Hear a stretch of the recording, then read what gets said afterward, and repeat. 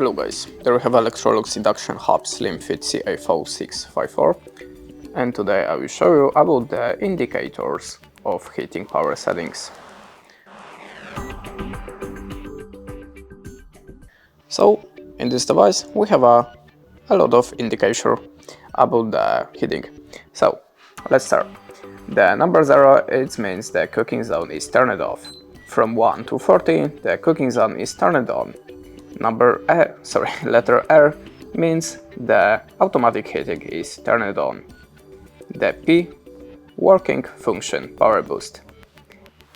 The letter E, plus number, and properly working.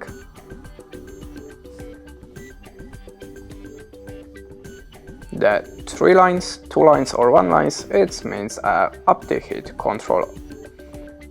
The letter L, the child lock is activated.